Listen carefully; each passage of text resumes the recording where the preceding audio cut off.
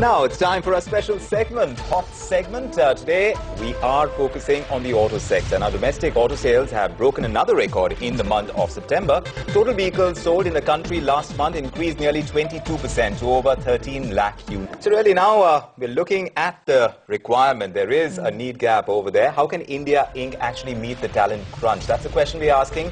We have Manish Sabharwal, the chairman of TeamLease, joining us, be able to answer that question. Mr. Sabharwal, you heard what we were saying over there as far as the need is concerned, and it's all across various sectors. Auto industry is one part of it, and those are the drivers of growth, really. How serious a problem do you think we're looking at?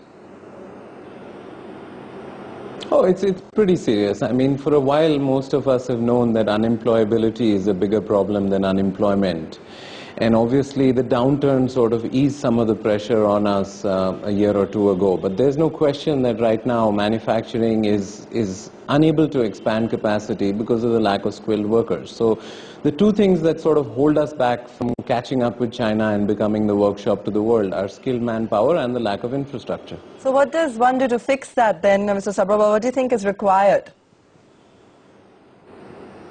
Well, I mean, neither side can solve this problem alone. The private sector can't manufacture its own employees, and the government sort of can't do this on its own. It's been trying for many years. So I think the innovation really lies in public-private partnerships, because market linkages are important. There is a market failure. See, employers are not willing to pay for training or candidates, but they're willing to pay for trained candidates. And candidates are not willing to pay for training, they're willing to pay for a job. So I think the government really has to pitch in and provide funding to candidates who are unable to train themselves. Mr. Sabharwal, now a lot of talk has been around the lack of professional kind of training in our educational system. It has gone on for a long period of time.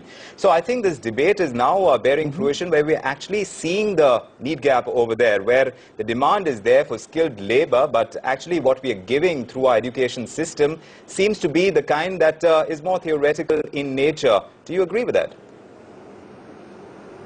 Yeah, absolutely. 90% of the jobs don't need knowledge, they need skills. But 90% of our output coming out of schools and colleges has knowledge. So we really need to think about revamping the curriculum in schools, in colleges, in vocational training to sort of pray to one God, which is jobs. So we need to align the curriculum, the assessment, the training, the apprenticeship, and the matching mechanisms to make sure that sort of people who go through training or jobs are actually hit the ground running when they join employers. That's not the case today, clearly.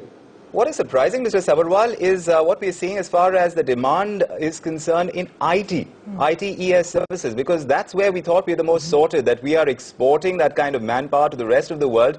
But there too, as far as our own country is concerned, we are seeing this kind of demand which doesn't look like it's going to get fulfilled. So what are your thoughts on the IT sector and the requirements over there in terms of skilled manpower?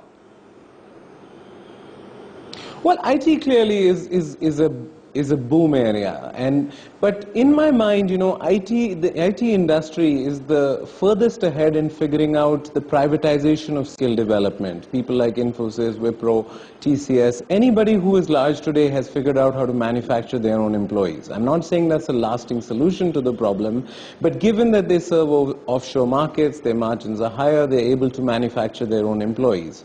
Margins in manufacturing are razor thin. They don't have the ability to manufacture their own employees. And that's really where the private partnerships will make much more of an impact, because the IT industry will take care of itself. It needs help. We shouldn't take advantage of the fact that it's far ahead in building its people supply chain.